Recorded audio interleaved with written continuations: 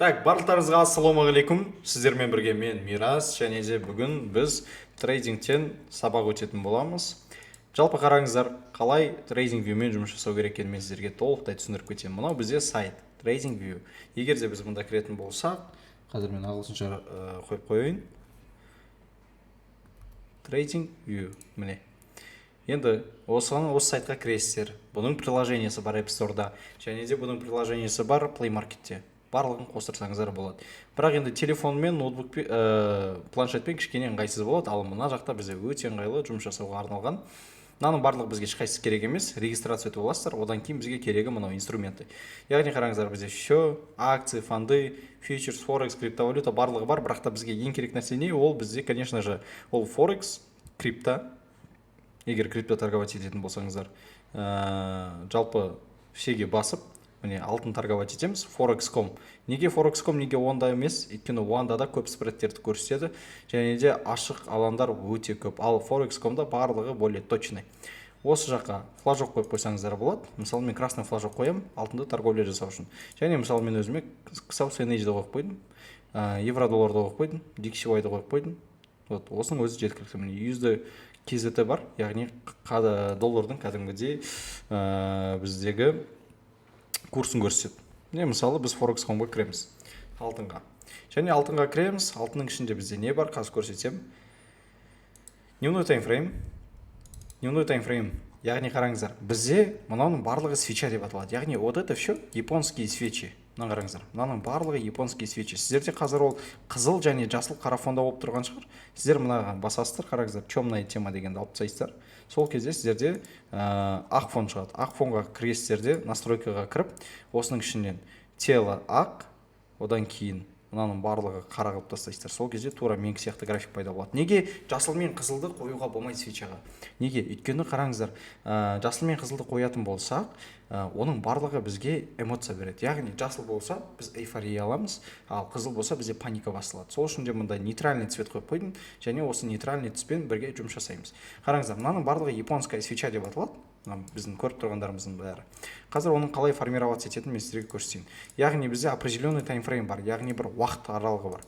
Сол уақыт аралығының ішінде бізде мынандай мәселе пайда болады. Осы уақыт аралығының ішінде. Мысалы, бір күндік таймфрейм болса, каждый свеча, бір свеча бір күн бойы жүреді. Яғни бір күндегі свечаның ашылып жабылуын көрсетеді. Қараңыздар, мынау свечаның денесі, мынау. Мына жақтан, мына жақта свечаның денесі, тело свечи. Это японская свеча. Ал мына жоғарғы жағында, асты жағында осындай сызықтар болса, это фитиль. Яғни жоғары баға биткен, баға мұнан ашылған, жоғары барған, төмен құлаған, мындай дейін өскен, ошақтан жабылған. Бір күн уақыт өтіп кеткен. Және де осындай тура жасыл свечамен де тура сондай нәрсе бар. Яғни мен сіздерге енді более классический цветтермен көрсетіп жатырмын. Міне бізде жасыл түспен тура осындай нәрсе, яғни мында баға ашылады, былай барады, жоғары барады, мына жақтан жабылады. Бірақ та енді оның барлығы не суть? Қараңыздар. Мен міне жоғары жақта бізде таймфреймдер тұр. Одан кейін мында инструменттер тұр, неше түрлі, там индикаторды қолдансаңыздар болады. Бізде сохранить шаблон индикаторов, бірақ та оны ешқайсына біз тиіспейміз. Мында свечалардың түр-түрі бар, мысалы, мында графиктардың түр-түрі бар. Осылай қойсаңыздар болады, осылай қойсаңыздар болады. Мында японские свечи, пустые свечи. Бірақ та бізге бұның ешқайсысы керек емес. Линия қойсаңыздар болады. Немесе минимум, максимум қойсаңыздар болады. Бұның ешқайсысы бізге жалпы керек емес. Бізге керегі вот это японские свечи. Енді қараңыздар, мен мына жоғары жақта таймфреймдер бар дедім. Ал мына жақтан сіздер фотоға түсірсеңіздер болады. Вот скачать изображение, копировать изображение, копировать ссылку и так далее. Енді қараңыздар, опубликовать етуге болады, бірақ бұның барлығы бізге керек емес. Бізге тек қана таймфрейм керек, және де мына сол жақтағы инструменттер керек. Яғни қарайық, мына таймфреймдер, яғни мысалы N дегенге кіріп, қараңыз, міне мына жақтан уже қарап аласыздар. Менде мысалы недельный избранныйда тұр, дневной избранныйда тұр. Избранныйда тұрған заттардың барлығы мында шығып тұрады. 4 сағаттық тұр, 2 сағаттық тұр, 1 сағаттық тұр, 30 минут, 15 минут, 5 минут, 3 минут, 1 минуттық таймфреймдер менде избранныйда тұр. Мында қараңыздар, мысалы мен недельныйға кірем. Недельный таймфреймда әр свеча бір апта жүреді. Яғни мынау бір апта жүрді, мынау бір апта жүрді, мынау бір апта жүрді, мынау бір апта жүрді, мынау бір апта жүрді. Дневнойға кіреміз. Дневнойдың ішінде де әр свеча бір күн жүреді. Мына қарас, бір күн жүрді, бір күн жүрді, бір күн жүрді. Яғни мынау 2 апрель, мынау 1 апрель, мынау 31 март, мынау 30 март, мынау 27 март. Каждый свеча бір күн бойы жүріп тұрады. Мысал қарайық, недельныйдан емес, енді мысалы дневнойды алайық. Дневнойдан біз бір свечаны осылай алып алайық. Мысалы мынау жасыл қылып алып алдық. Бұл не үшін десеңіздер, қазір түсінесіздер. Қараңыздар, міне 2 күндік, то есть мынаның жартысын и мынаны полностью алдық. Енді қарайық, 1 сағаттыққа кірсек, ана жаңа қара свеча. Міне қараңыздар, жаңа бір ғана қара свеча болып тұрды ғой. Ол міне. Одан кейін өскен ақ свеча болып тұрды. Ол міне. Сосын тағы өскен ақ свеча болды, міне. Көрдіңіздер ме? Яғни осының барлығын бір күндікке кіретін болсақ, бір күндікте бізде мынандай болып тұр. Қараңыздар. Кішкене қара свеча, ақ свеча, потом осындай ақ свеча. Бір сағатқа кіреміз. 1 сағатта бізде қара свеча бір тал болып тұрғанымыз, ол бірнеше болып кетті. Және де потом өсті ақ свеча, тағы да ақ свеча. Міне, көрдіңіздер ме? Яғни бізде бір күннің ішінде 24 сағат бар ма? Сол уақыттардың барлығында рынок бізде жұмыс жасайды. Яғни қараңыздар, Форекс нарығы қалай жұмыс жасайтынын айтып кетейін. Оны кейін алдыңғы сабақтарда, алдыңғы уақыттарда сессиялар жайлы сабақ өткен кезде мен сіздерге толық түсіндіретін боламын. Форекс нарығы бізде былай жұмыс жасайды. Яғни сағат таңертеңгі таңғы 3-пен одан кейін келесі сол күнгі келесі күнгі наоборот таңғы 2-ге дейін жұмыс жасайды. Яғни мысалы бүгін 1 март па? Мысалы, определенно 1 март күні сағат таңғы 3-те рынок ашылады, 2 март күні таңғы 2-де жабылады. Өйткені 12-ден кейін келесі күн сияқты саналады. Вот, солай жабылады. Ал ол жаздық уақыттарда, ал қысты уақытта наоборот 1 сағат үстіне қосылады. Яғни 3-те жабылады, 4-те ашылады. Вот осындай отличиялары бар. Оны алдағы уақытта айтып кететін боламын. Яғни нарық 1 сағат демалады. Және де нарық бізде понедельниктен бастап пятницаға дейін жұмыс жасайды. Яғни суббота таңғы 2-де в целом нарық жабылады. Яғни суббота, воскресенье бізде нарық демалады. Енді жарайды, оның барлығын сіздерге бір кішігірім нюанстарын айтып кеттім. Енді қарайық, бізде 1 сағаттық таймфреймға кірдік. 1 сағаттық таймфреймда мысалы бізде мына свеча өсіп тұр, дұрыс па? Мына свеча өсіп тұр. Мен оны былай алып алайын. Қараңыздар, 1 сағаттық таймфреймда бізде өсіп тұрған свечаны мен былай аламын. Так, горизонтальный. Бізде бір орындық қайсы?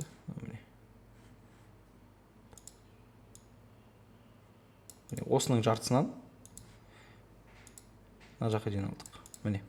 Осы екі аралық. Қараңыздар, екі ақ свеча кішкене ғана өсіп тұрған, Каждый 1 сағат 1 сағаттан. Енді 1 минутқа кіретін болсақ, бізде 120 свеча пайда болады. Міне. Осылай пайда болады. Көрдіңіздер ме? Сол үшін де әр свечаның ішінде марионетка сияқты, матрешка сияқты, яғни бірнеше свечалар болады. 1 сағаттың ішінде 60 минутный свеча болады мысалы. 1 сағаттық таймфреймнің ішінде 4-15 минуттық свеча болады деген сияқты. Осылай бөлінеді. Енді ары қарай өздеріңіз есептеп түсініп аласыздар, түк те қиыны жоқ. Енді қараңыздар, бізде мына сол жақ шетте инструменттер бар. Яғни барлығын удалить ететін болсақ, мысалы мына удалить 0 объектов, допустим, менде индикаторы бар. Барлық рисованиялар, сіз пысаған заттарыңызды осылай удалить етсеңіздер болады. Индикаторлар бар, удалить 5 индикаторов десеңіздер, менде мында тұрған индикаторлардың бәрі жоқ болып кетеді. Енді оларға мен теспейтін боламын. Дәл қазір мен сіздерге немді көрсетіп қояйын, инструменттерді. Яғни қандай инструменттер кез келген трейдерда избранныйда тұру керек. Яғни қараңыздар, перекрестие жалпы керек емес. Точкамен қойса болады. Перекрестие. Демонстрация, міне былай. Стрелка, міне. Мен енді перекрестияға ыңғайлырақ. Одан кейін қараңыздар, линия тренда бізге обязательно керек. Линия тренда керек обязательно, горизонтальный луч керек. Одан кейін бізде коррекция по Fibonacci керек. Дальше бізде мұнда ештеңе керек емес. Мына жақта бізде длинная позиция және короткая позиция керек болады. Ал мына жаққа келетін болсақ, бізде кисть, маркер, прямоугольник, траектория, окружность, кривая, осының барлығы керек. Және текст, обязательно текст керек болады. Енді мынау линейкаларды қарасаңыздар болады. Яғни мысал қараңыздаршы, мына аралықта сен сделка алдың. Яғни сен мында лонг аштың, мына жақта жаптың. Енді қанша уақытта екен санап жүрудің орнына просто бүйтесің, саған 1 сағат 20 минут деп көрсетіп береді. Қанша процентке рост болғаны көрсетеді. 0,76%-ке рост болды. Және де пипстарында жалпы айтқан кезде бізде көрсетіледі 628, 200 пипс па? 35 міне 350 пипске барыпты. Вот осылай сіздерге полностью көрсетіп береді. Мына линейка деген нәрсе бар. Линейка. Және де одан бөлек бізде магниттар бар. Яғни слабый магнит, сильный магнит, яғни мысалы қараңыздар. Сіз тұрдыңыз да былай жасадыңыз. Көрдіңіз, мен спокойно үстіне қоя аламын да. Өйткені менде магнит тұр. Слабый магнит болсын, сильный магнит болса вообще, қараңыздар. Көрдіңіздер ме? қаттырақ болып тұрады. Енді по умолчанию слабыйда тұрған дұрыс. Или магнитті алып тастасаңыздар, қараңыздар, енді сіздер өздеріңіз қоясыздар, сіздерге ешқандай вспомогательный болмайды да, точно қоюға. Вот осындай мәселе бар. Енді мынаны былай удалить ете саламыз. Удалить два объекта рисования. Енді мынау инструменттерімізді біздің осылай шығарып қоюымызға болады. Міне мында қойсаңыздар болады, мында қойсаңыздар болады, өздеріңіз білесіздер. Енді қараңыздар, рынокта, кстати, Alt деген кнопка бар ғой. Міне осылай. Қараңыздар, егер де мен просто так мышканы бүйтетін болсам, үлкейтіп кішірейтетін болсам, міне осылай айдалаға кетіп қалады. Ал мен конкретно жерді таңдаймын, и осы жақты көрдіңіздер ме, маған нары қалып келіп береді. Альтты, контролды басып істейсіздер. Мысалы мында істеймін ба? Міне, көрдіңіздер ме? Мына жақты крутить етемін. Міне, көрдіңіздер ме? То есть ыңғайлы болады да. Контролды басып өздеріңіз қарап көрсеңіздер болады, достар. Және де тағы да бір нәрсе бар. Яғни shift. Яғни мынаны қараңыздар, мен былай сызып кішкене кривой болады ғой. Соны сөйтіп басу үшін просто shift-ті бассаңыздар, осылай жұмыс жасап тұр. То есть түзеп береді, ровный қылып. Енді мына инструменттердің настройкасы жайлы сөйлесіп кетейік, достар. Қараңыздар, бізде это короткая позиция, яғни шорт позиция. Мынау бізде long позиция, яғни длинная позиция. Длинная позиция дегеніміз осы. Енді қараңыздар, длинная позицияда бізде осындай жасыл цвет, қызыл цвет более понятный болу үшін енді басқа цветтерді таңдап қоюға болады, және де прозрачностьін төмендетіп қоясыздар, өйткені сіздер более свечаларды қарағандарыңыз дұрысырақ болады, чем осы цветтердің арасына қарап отқанша. Мына жақта тура солай. Яғни баға бізде қалай жұмыс жасайтынын мен сіздерге қазір айтып берейін. Яғни бізде баға былай келеді, мысалы былай құлайды. Былай келеді, былай өседі, стоп лосс, no take profit. Мынау стоп лосс, no точка входа, no take profit деп саналады бізде. Енді так, ары қарай бізде просто линия. Линияның цветін сіздерде px 1 пиксель және настройкасы черный цветте осылай қойып қойсаңыздар болады. Сіздерде сохранен по умолчанию болады. Енді бір нәрсе жазыларыңыз келсе, мысалы слом структуры болды тек. Міне бос деп жазыңыздар, мысалы. И енді оны былай тексті таңдай аласыздар, қай жақта тұр. Міне мына жақта тұр ғой. Снизу, сверху, по центру, слева, справа, по центру. Мысалы, по центру ыңғайлы болса, по центрға қойыңыздар. Одан кейін оны сохранить етіп қойғыларыңыз келсе, просто шаблонға кіресіздер. Применить, так, сохранить как. Одан кейін мысалы атын жазасыздар. 1 деп қойын, мысалы. Все, окей. Енді қараңыздар, келесіде сыған кезде менде мысалы ештеңке жоқ. Сіз бос деп постоянно жазып жүрмейсіз ғой, шаблонға кіресіз. Міне 1 деген таңдайсыз, бос деген шығып тұрады. Енді тура осылай горизонтальный луч. Онда тоже 1px, 2px қойып қойсаңыздар болады. Енді өздеріңізге байланысты қандай стратегия қолданасыздар, ол значит мына жақта бітпейді. Горизонтальный луч қойсаңыздар, ол мына жақта шыға береді. Бұл жақта түстің қара текст қоюға болады, бірақ мен горизонтальный лучқа ешқандай текст қоймаймын. Енді бізде коррекция по Fibonacci, енді бұл жақта өздеріңіздің настройкаларыңыз болады. Мынаның ішінде мен бұл настройкаларды енді бұл жерде біздің кішігірім стратегияларға завязанный заттар бар, сол үшін толық көрсетпейін. Бірақ қараңыздар, міне настройкаға кіресіздер, просто местерге. Міне мына жақтан цветтерін ауыстыра бересіздер. Міне линия тренда керек. Продолжать влево десеңіздер солға кетеді, продолжить право десеңіздер оңға кетеді. Бірақ ол ешқайсысы керек емес бізге. Біз өзіміз контрольдаймыз оның бәрін. Мұнда цветтерін ауыстырасыздар каждыйның. Fibonacci'ді текст жазып қоюға болады, бірақ та бізге жалпы текст керек емес. Вот осындай жасап қойсаңыздар болады. Вот коррекция по Fibonacci настройкасы осылай жасалады. Енді кисть. Кисть сіздерге просто былай деп сызуға ыңғайлы зат. Оны 2px, 3px емес, 1px және де түсін қара қылып қойсаңыздар дұрыс болады. Ары қарай бізде маркер бар. Яғни маркер дегеніміз міне. Ол енді қатты использовать ете бермейді көп трейдерлар. 20px ең ыңғайлысы и оранжевый цвет міне. Көрдіңіздер ме, более көрінетіндей қылып ше. Прозрачностьін алып тастасаңыздар міне. То есть бір точкаларды белгілі бір отметь етіп қойғанға жақсы. Енді сіздер көп қолданатын заттардың бірі прямоугольник. Қараңыздар, прямоугольникта бізде цветтерін қоюға болады. Мысалы, серый цвет, прозрачности төмен, жан жағы тоже серый, тоже прозрачности төмен. Осылай алдық. Енді текст жазыларыңыз келеді бұл прямоугольникқа, иә? Мысалы, текст жазыларыңыз келсе, мысалы, имбаланс тек FVG деп қойдыңыз. Шаблонға кіресіз, мысалы, сохранить как 1. Міне, көрдіңіздер ме? Енді келесіде сіздер осылай цветінде ауыстыруға болады, кстати. Цветін ауыстырып, солай шаблонға сохранить етіп қойсаңыздар, міне. FVG деп тұрады. Мысалы, мен тұрамда FVG по центру внутри емес, внутри, кстати, қараңыздар, мынаның ішінде тұрған дұрысырақ. Осылай внутри и по центру деген настройкасы болады өзінің. Міне қараңыздар. Яғни біздің мына текст сверху болады, снизу болады, бірақ бізге внутри қызығырақ, және слева, справа бізге по центру болған ыңғайлырақ. И цветін міне ауыстырып қойсаңыздар болады неше түрліге. Мысалы, фиолетовый, прозрачностьтің аз қылып ше. Текстің несі цветі, мына жақта бізде линиясының цветі. Оны былай ауыстыра салайық. Бізде міне осылай ауыса береді достар. Енді жалпы бұның барлығы базовый заттар. Мен сіздерге көрсетіп отқан кез келген трейдинг саласына келіп жатқан адамдарға өте ыңғайлы болады. Трейдинг ету дұрыс қолданбайтын адамдар бар. Мен солар үшін осыны түсіріп жатырмын. Енді қараңыздар, мысалы сіздер бір определенный точкаларды отметь еткілеріңіз келеді графикта. Осыған окружностьті қолданасыздар. Яғни қараңыздар, мысалы міне мына точка дейсіздер, мысалы мына точка дейсіздер. Көрдіңіздер ме, окружность. Мына точка дейсіздер, мұнда келіп қоясыздар. Міне оранжевый цвет, 1px, все, этого достаточно, допустим. Зато сіздерге өздеріңізге көзге көрініп тұратын зат. Көрдіңіздер ме? Одан бөлек бізде кривая деген бар. Криваяны енді көбісі қолдана бермейтін шығар. Мысалы, мен мынаның барлығын ликвидность деп алғым келеді. Ой, блин, текстқа басылып кетті, ренжімеңіздер. Міне, мынаның барлығын алғым келеді. Ол үшін не істеймін? Былай қойдым. 1px-та тұр.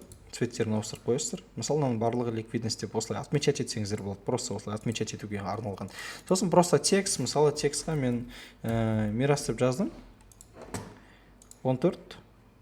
Я стандартный. Осылай қойып қойыз. Все, мына жақтан көрініп тұра береді. Тауып аласыздар. Мысалы, керек болып жатса деймін да. И мына жақта мысалы бізде стикерлер бар, бірақ енді стикерлер қатты керек емес деп ойлаймын. Міне осылай қойып қойсаңыздар болады, отработала, допустим. Мысалы, мында на сделка шорт лонгқа кірдіңіздер, лонг отработкасын берді. Тік кетіп қойып қойдыңыз, все, отработала. Болды, көрдіңіздер ме? Осылай сіздерге тоже көмектесетін вспомогательный заттар өте көп. Мұнда линейкамен бүйтіп бір сыз жібердіңіздер. Осылай қарап отырсаңыздар болады, достар. Енді бізде сіздерден енді ең үлкен сұрайтын заттарыңыз часовой пояс. Часовой поясты міне UTC плюс 5 Астана. Яғни Астананың уақытымен қойып қойдық. Мына жақта ешнекеге тиіспейміз. Точностьқа тиіспейміз. Мына жақтың барлығын өздеріңіз под себя жасасаңыздар болады, бірақ та мен ешқайсысына тиіспеймін. Енді қараңыздар, сіздерге тағы да бір-екі жақсы лайфхак берейін. Мысалы, сіздер бағаның мына жаққа келген кезде осы бағадан бір определенный позиция ашқыңыз келеді, ары қарай лонг алғыңыз келеді. Бірақ сіз енді білмейсіз, сізге будильник қойып қою керек, ал бірақ қай уақытта келетінін білмейсіз. Сол кезде не істейміз? Значение 4681 81-де 97-ге келгенде маған уведомление келеді. Міне цена пересечениесі снизу вверх. Таңдай аласыздар, яғни астыдан төменге, астыдан үстіге немесе үстіден төменге қарай деп ше. Осылай таңдайсыздар, создать. И мұнда баға келген кезде бізде жүретін болады осының барлығы. Так, жалпы TradingView деген сайт достар осы. Бұл жақта бізде, кстати, подпискалар бар. 11 мың теңге тұрады подписка. Ең арзаны, соның өзі негізі жеткілікті. Бірақ та подпискасы да қолдануға болады, без проблем.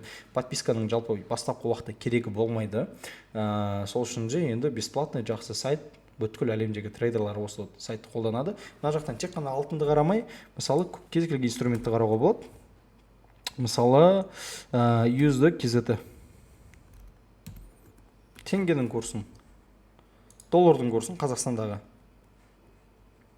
Міне осындай болып тұр. Неге мұнда? Өйткені мұнда ликвидность жоқ, волатильность вообще жоқ. Ештеңке торговля жасалынбайды. Мысалы, акцияларды қарайтын болсаңыздар да. Міне NASDAQ. Міне NASDAQ-ның котировкаларын қарасаңыздар болады, мынау акциялар ғой. Мынау Apple-дың акциясы. Apple-дың акциясы мысалы 2 апрель күні қатты құлап кетті. Бір сағатқа кіреміз. Apple-дың акциясы бізде мысалы нисходящийда келе жатыр екен. Яғни мына жақтан уже төмен құлаған. Пика бізде пика. Мысалы бір күндікке кіреміз, вообще барлығының пикін қараймыз. Бізде пик мына жақта болыпты. $288 за одну акцию болады екен. Одан кейін бізде ол $243 құлап, қайтадан 281-ге өсіп, одан кейін қайтадан құлаған. Енді достар, қараңыздар, енді бұл акциялар сатып алатын енді ең ыңғайлы уақыттардың бірі, если хотите, осы акциялар сатып алсаңыздар болады. Ол долгосрочный инвестиция деп аталады. Жалпы енді менің айтқым келгені осы, достар. Кез келген барлығы енді тек қана трейдингпен кәдімгідей активно айналысып жүрген адамдарға осындай видеолар түсіреді. Ал мен сіздерге осындай видеоларды, яғни трейдинг вьюдан бастап көрсетіп жатырмын. Өйткені бұл трейдинг вьюмен жұмысты да көбісі түсіне бермейді. Енді барлықтарыңызға үлкен рахмет. Сау болыңыздар, қайырлы білім болсын.